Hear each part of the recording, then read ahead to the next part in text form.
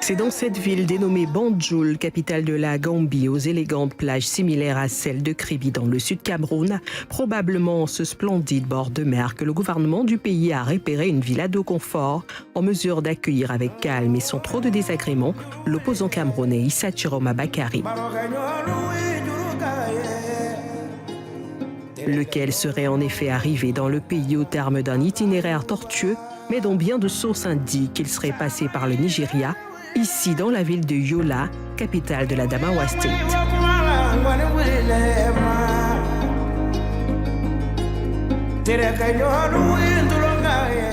Banjul, ville calme, modeste, pas prétentieuse, fonctionnelle, avec des enfants, des femmes et des hommes qui s'occupent, comme partout, à lutter pour la survie. Des rues bondées de circulation automobile, de larges avenues fonctionnelles et sans embouteillage, des résidences généralement peintes en couleur blanche, des marchés grouillants de monde où l'on croisera sans doute bientôt le candidat à la présidentielle camerounaise aux abords de ses étals, accompagné de son épouse et chipotant sur le prix d'un kilogramme de viande. Une vie tranquille donc, qui aidera sans doute l'homme à réfléchir à son destin en revisualisant cette extraordinaire tempête dont il est l'auteur et dans laquelle lui-même s'est retrouvé submergé. Cela depuis 2 mois environ. Une partie du roman, en effet, écrite ici à Garoua, sur le visage de ces jeunes venus de nulle part, se portant volontairement au sacrifice de sa protection, devant son domicile, de longues journées et froides nuits durant. Je suis devant le devanture du président Issa Chiroma Bakary pour sa sécurité, parce que le Cameroun a besoin de cet homme, parce qu'il est élu par le peuple au pouvoir. Donc c'est quelqu'un qui nous a montré son courage et sa force. Il est un peu courageux et nous sommes aussi derrière lui. On est avec Chiroma, 100%. Chiroma, 100 ans de président. Je suis venu pour défendre mon président Issa Chiroma Bakary. Et je vais aller jusqu'à la gare, je vais aller jusqu'à Yaoundé. Et jusqu'à quand je vais mourir avec Issa Chiroma, je vais mourir avec lui. Inch'Allah. Chiroma, Issa, Chiroma, Présa, Chiroma, Présa, Chiroma, Présa, Chiroma, Présa, Chiroma. Tous ces jeunes mobilisés pour le changement, pour une autre vie. La continuation de cette formidable énergie qui a transporté sa campagne et pulvérisé l'ensemble de la société camerounaise comme un volcan jamais vu jusqu'à date. Une extraordinaire force indicible dont on essaie encore aujourd'hui de percer le mystère. La fulgurante montée de Chiroma sur le plan électoral et populaire s'expliquerait d'abord par ce que j'ai dit. Les populations ont des frustrations énormes.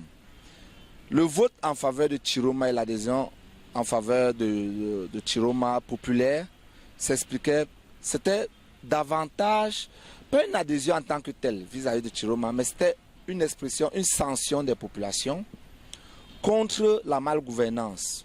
En vérité, M. Issa Chiroma a su utiliser des bons mots, a su toucher le cœur des Camerounais, malgré le fait que les gens ont voté Issa Chiroma de partout dans le Cameroun, sachant pourtant qu'il n'avait pas une réelle base, hormis peut-être le nord, l'extrême nord et un peu l'Adamawa. Mais les Camerounais de partout dans le Cameroun ont décidé que le RDPC devait être abattu. Le système actuel, les Camerounais n'en veulent plus complètement. Donc, c'est ce qui a amené certainement ce raz-de-marée dont vous parlez et qui a conduit M. Issa Chiroma à avoir les résultats qu'il a eus. D'ailleurs, selon les indiscrétions, il aurait un résultat entre 60 et 70%. De là, la clause était entendue de sa propre bouche. Nous demandons au régime en place de faire preuve de grandeur et d'honorer la vérité des urnes par un geste attendu. Ce coup de fil de félicitations qui démontrera la maturité politique de notre nation et la force future de notre démocratie. Aujourd'hui commence une nouvelle ère, celle du changement. La suite logique donc, telle qu'on l'a vu se mettre en place avec l'immédiate déclaration de victoire qui est venue situer les lignes d'engagement à ce qui se joue aujourd'hui au loin de sa terre, en Gambie.